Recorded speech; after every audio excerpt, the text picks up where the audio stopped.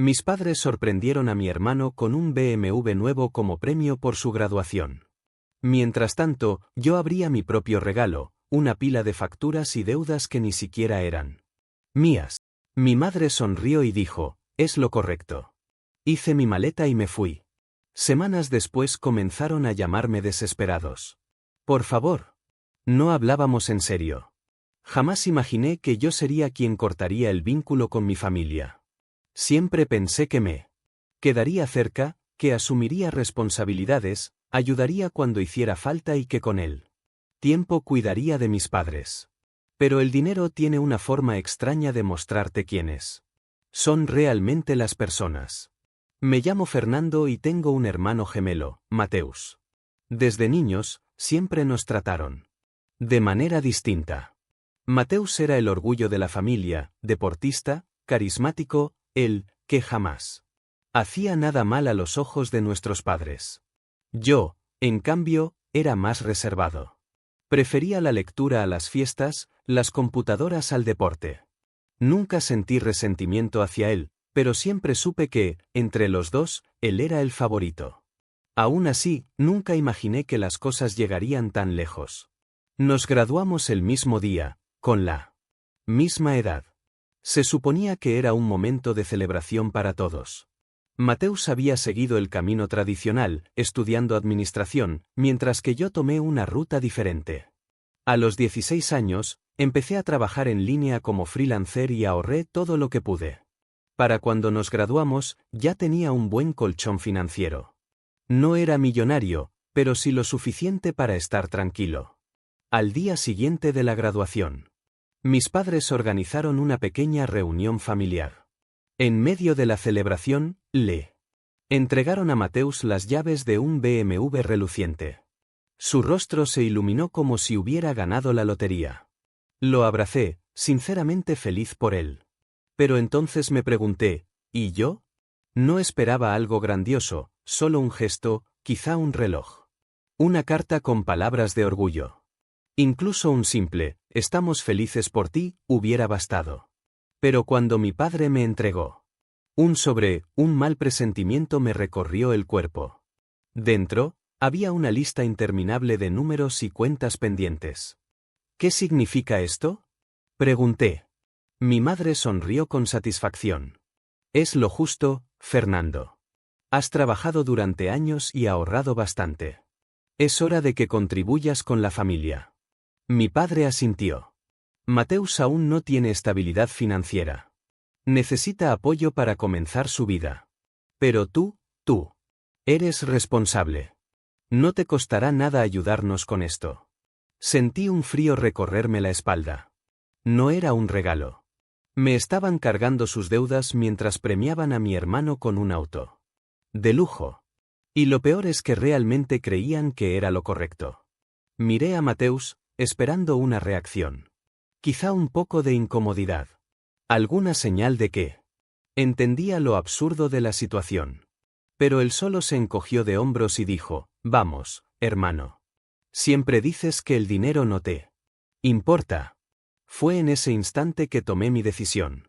Respiré hondo. Doblé la factura y la metí de nuevo en el sobre.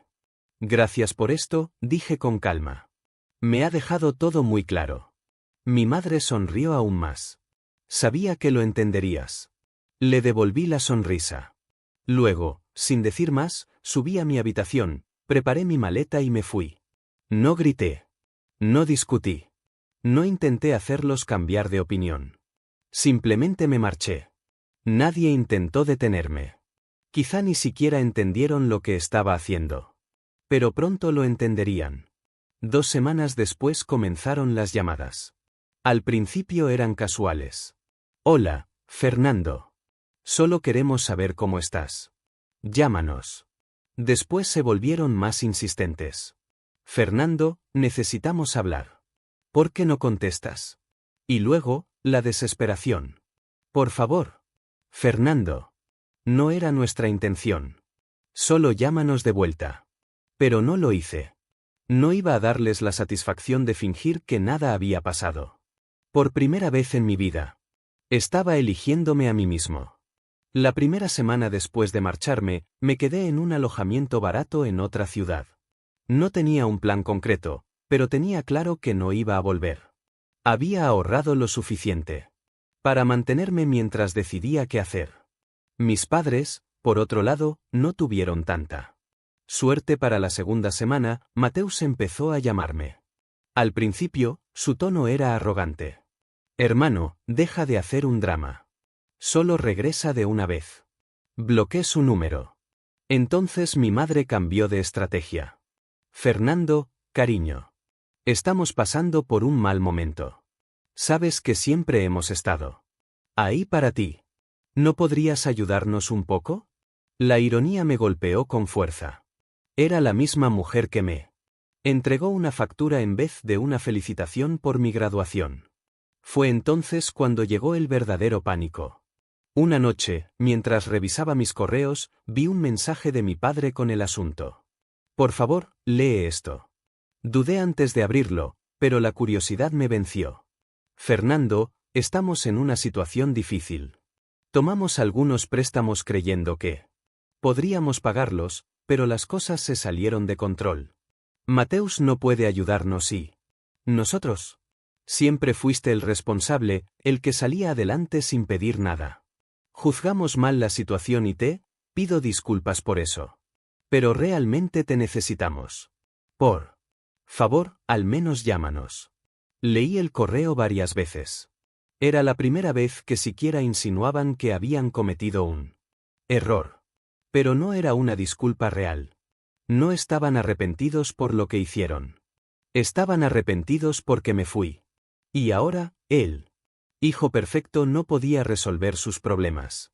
Durante años, vi cómo mis padres favorecían a Mateus, justificaban cada uno de sus caprichos. Mientras esperaban que yo fuera el responsable, el que se encargara de todo.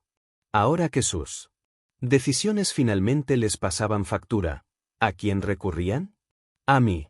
Porque Mateus, su hijo favorito, no tenía cómo sacarlos del problema en el que se habían metido. Cerré el correo sin responder. Unos días después, mi teléfono sonó con un número que no reconocí. Dudé antes de contestar. Era mi tía Camila. Fernando, ¿podemos hablar un momento? Preguntó con cautela. Si es para convencerme de volver, ahórrate el esfuerzo. Respondí con frialdad. Solo escúchame, por favor.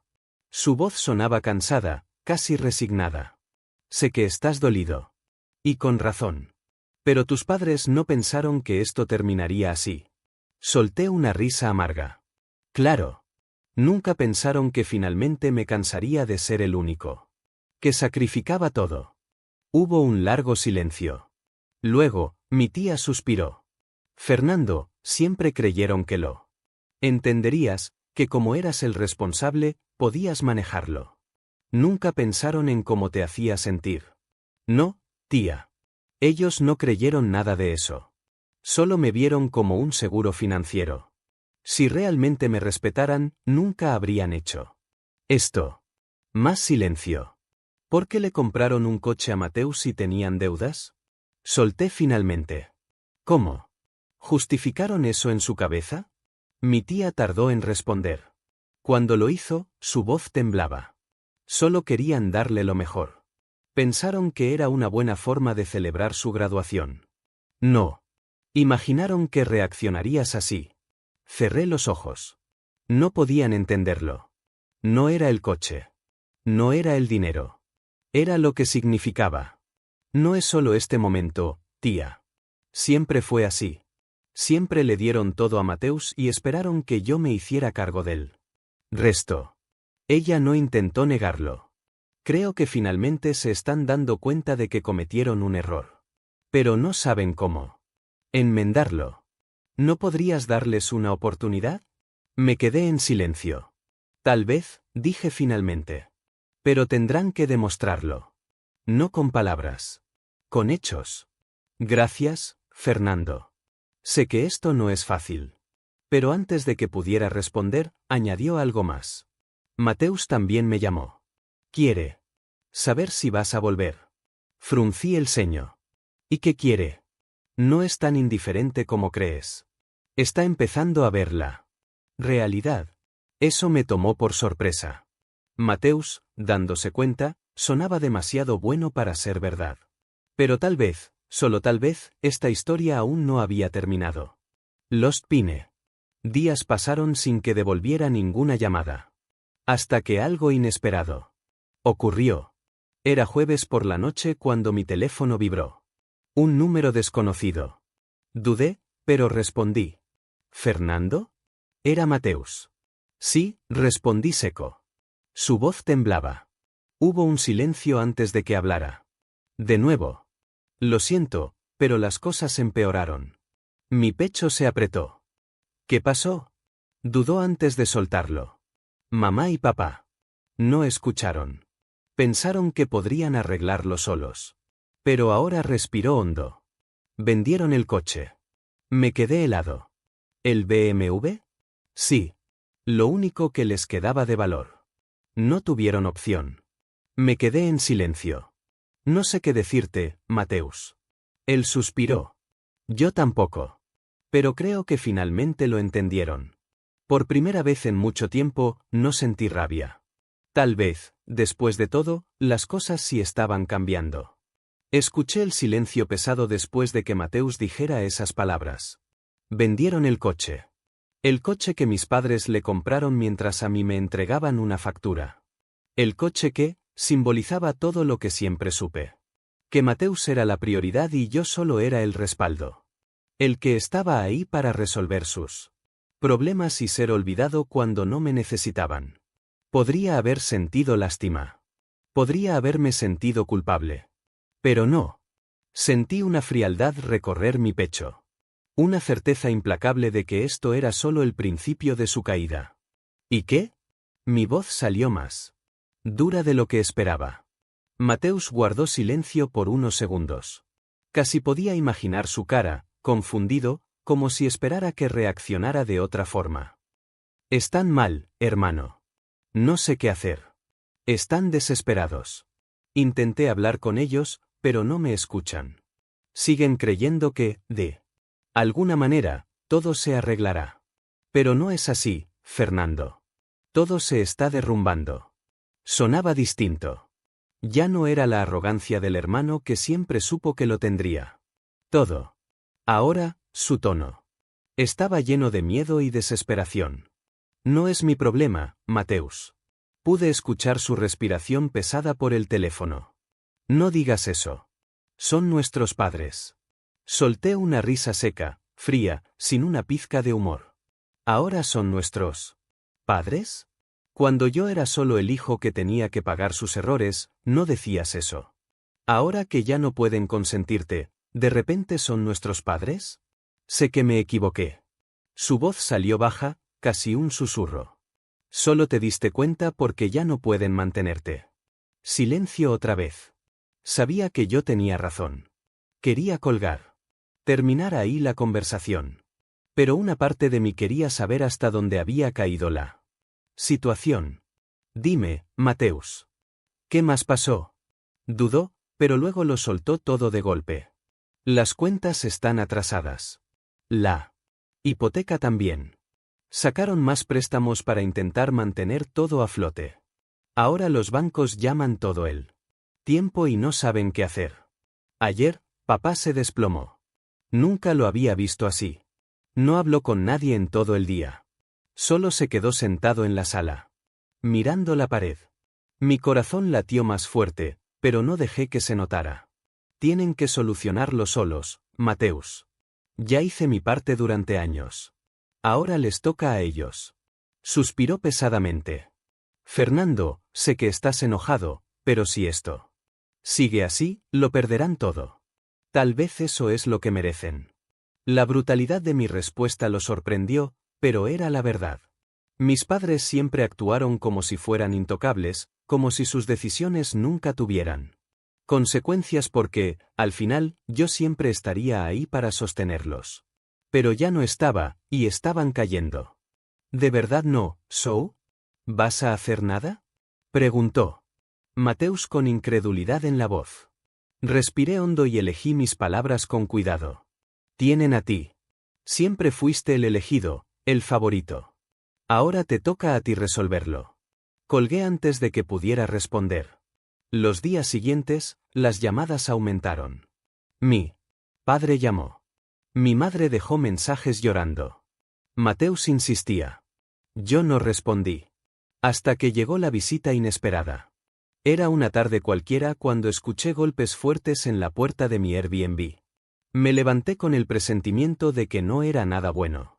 Cuando abrí, vi a mi tía Camila parada ahí, con el rostro serio. ¿Podemos hablar?, preguntó. No quería, pero algo en su expresión me hizo ceder. Entró, miró alrededor y suspiró. Están mal, Fernando. Muy mal. Crucé los brazos. Eso ya lo escuché antes. Esta vez es serio. Tu papá colapsó ayer. Se desmayó.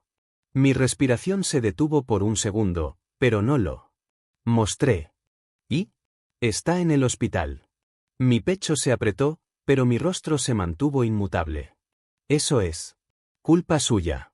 Fernando, saben que se equivocaron. Están pagando el precio. Pero, ¿cuánto te cuesta al menos verlos? No soy un banco, tía. No soy su solución mágica. Lo sé, pero sigue siendo su hijo. Esa frase dolió. No porque sintiera que les debía algo, sino porque, por un segundo, me recordó que, a pesar de todo, una parte de mí todavía se preocupaba.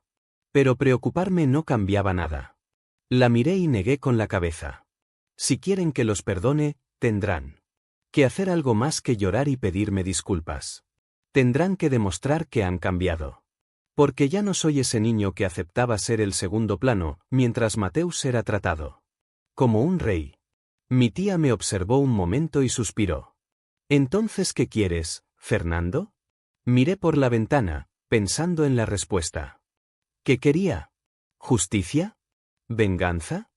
¿Que simplemente reconocieran que se equivocaron y ya no podían usarme? Aún no lo sabía. Pero una cosa era segura.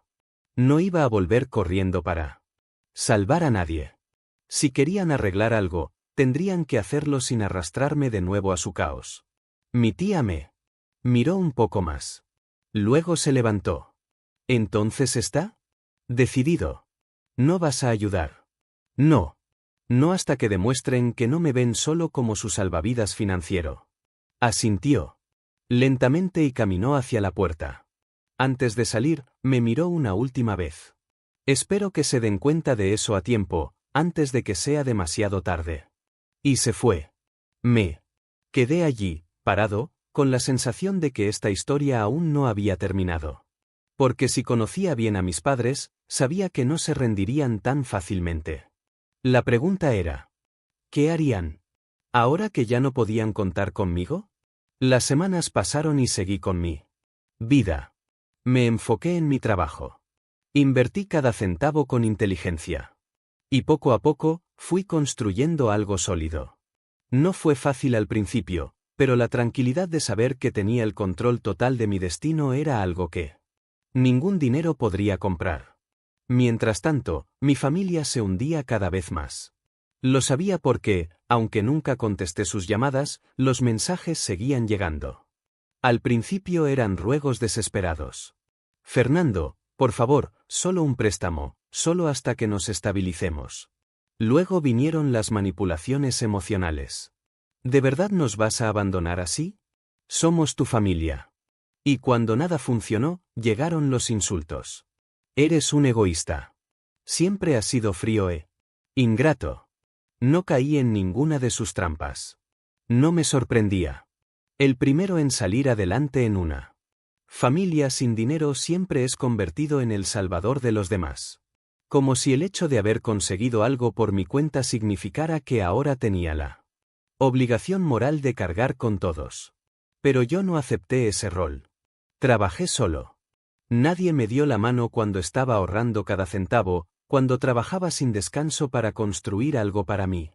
Nadie me ayudó cuando me fui de casa sin nada, sin saber qué haría a continuación. Pero ahora que estaba estable, de repente, era el villano por no querer mantenerlos. La ironía era casi cómica. Mi tía Camila fue la última en intentar hacerme cambiar de opinión. Me llamó un domingo por la noche, después de meses sin contacto.